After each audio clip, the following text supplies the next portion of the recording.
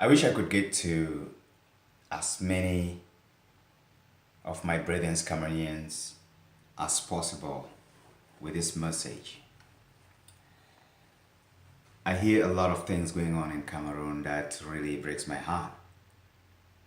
And I understand where all these problems are coming from. Unfortunately, the people back home and the people who are fighting back in Cameroon seem not to get a clue of what is really going on. And so engaging in a constructive fight is a very big problem. The politics around the world is much more complicated than Cameroonians do understand. And it is very important that the leadership in Cameroon that is fighting to bring freedom in Cameroon understands where the problem started, how it started, who is feeding it, why they are feeding it, and why it's so hard for English Cameroonians and for Cameroonians as a whole to find freedom. The reason why I say so is because I have concern. Cameroon is my country. It's where I was born. It's where my family is. My mother, my brothers, my sisters, my assets, and everything my family worked for. The reason why I say this is not because I want to come and control Cameroon, or I want to rule, or I'm looking for power. The reason why I'm saying so is because I'm concerned. This is about family. This is about my people. This is about you listening to me as a Cameroonian. This is about my country where I belong. And this is about the things I know about that country, having been out here for such a long time and having an opportunity to deal with people that really understand what is going on around this world. When the Westerners look at us fighting, black people fighting for our freedom, at times they laugh at us. They mock us. They know we are stupid because we don't understand their games. If you're a Cameroonian, listen to me, I want you to know this again. The people that we are struggling to liberate ourselves from are laughing at us. The reason why they are laughing at us is because they know we don't know anything. We are fighting a fight that we don't know where to target. We think we know and we know nothing. And that's why Pobia can be there. That's why the military can be there. That's why no matter how you fight, kick yourself, kill yourself and do anything, they don't care. That's why when people are dying, they don't really bother. Because you can't do anything but protest. You can't do anything but do what you're doing right now. Yet people will die. And actually, I realized after 30 years of looking at the struggle in Cameroon, I realized there's no strategic plan to liberate Cameroon. What happens is somebody sleeps in his bed with his family, with his wife, and think that they can wake up one day and fight for Cameroonians and gather a little bit of money here and there and a couple of people, and they start up something and never complete it. Yet people die. People who are ambitious and want to see things happen lose their lives. After fighting for a couple of weeks or months or years, those same leaders, they get some money and then they back off. And then the rest of the people are thrown under the bus. Nothing achieved. We saw that in the 90s. From the 90s till today, it's a lot of time that has gone. We are still in the same situation we were in the 90s when we fought and had ghost towns and all of that. We've seen things gone from better to worse during the past 30 years. People in Bamenda, for example, do not have water. They do not have food. The land is all sold to strangers. People are suffering. The schools are controlled by strangers. everything, food and everything is gone. Yet we think we have leaders that are supporting us. I want to let you know there is no leader in Cameroon today because everyone is believing in someone who is not reliable and thinking that that one will save us. It's time for Cameroonians to wake up and begin to think effectively, think more proactively. We need freedom, but we need a serious plan of action, and we need a leader with a vision, a leader with a plan, and not just a leader, but a leader who has taken years or decades to strategize and to plan how to deliver Cameroonians. It's not something we have to do in a hurry. It's not something we wake up one day and all of a sudden it happens. It's something that a person with a cool head, somebody who can think, somebody who knows culture, somebody who knows African tradition, somebody who is well educated about African culture, tradition, spirituality, and everything.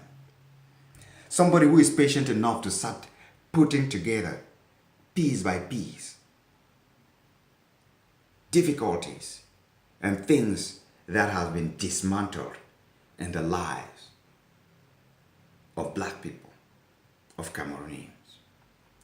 We need somebody who understands perfectly the situation and who understands the white man, who understands who creates all these problems.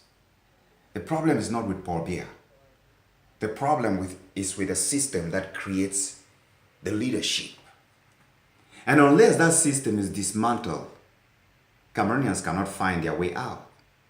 And for that system to be dismantled means Cameroonians have to start thinking back, not into Western politics, which is what has brought us to where we are, to our knees, but to think about a couple of things. And let me give you an example of them. I know you will say, I am lost because I am here in the West and I've been here for decades. But let me tell you something. There are Cameroonians out here who have not been in Cameroon for a very, very long time. And these Cameroonians have the concern for Cameroon. One of them is me. The reason why I stay out here is because of corruption. There's a lot of corruption back home. The reason why I left home is because of corruption. I ran away way back in 1997 as a young man, because when I saw that Cameroon was the first most corrupt country in Africa and the world, I didn't want to be part of it. I left. And when I left, I got something much more important. I met people that thought more about Africans, that thought more about African. I met people who are very conscious about Pan-Africanism. These people find time and they spend time to study about African culture and traditions, and to sit in teams, in groups, and visit each other to discuss our culture, to discuss our tradition, to discuss our customs, to discuss us. What made us to thrive for 3,000 years without domination? What made us to live and to maintain all what it is for thousands of years without destroying it, without destroying all of this? What made our cultures, our traditions, our leaders, our kings in those days very strong? We sit and we talk all of those things. We sit and we search back where we come from, our traditions, our cultures, and the things that made us who we are, a black man. And when we sit and talk, we realize how much we have that we have lost. When we talk, when we reason together, when we research, we just realize all we need, what a black man needs, is his culture and his tradition, period.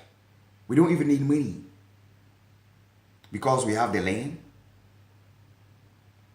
we have the natural resources, we have the gold, we have the diamond, we have the oil, we have the crops, both cash and other types of crops. We have the manpower, we have the human power that we ought to be using.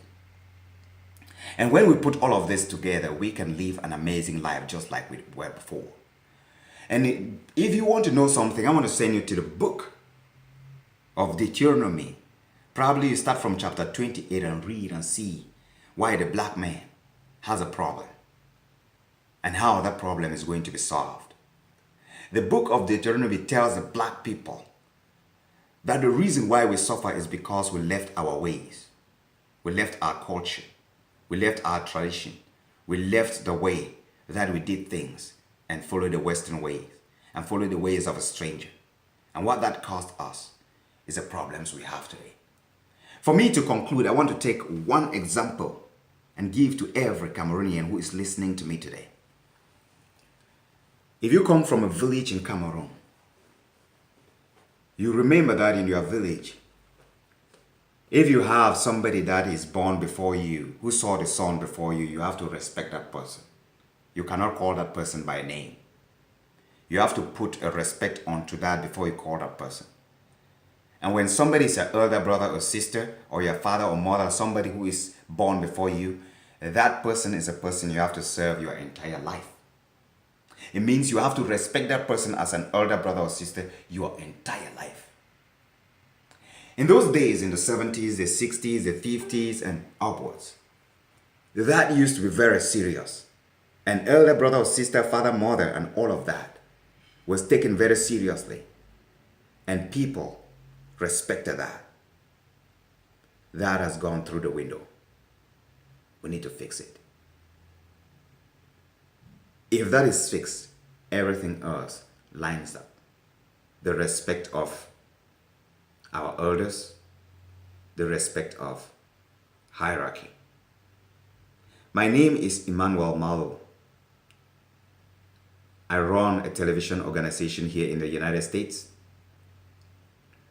and also I run other non-governmental organizations and businesses. I wish to see Cameroonians get better. I wish to see a point where Cameroonians will have peace. That can only happen if we focus, concentrate, and think of our culture, our tradition, our lifestyle, and begin to piece each and every one of it, piece by piece.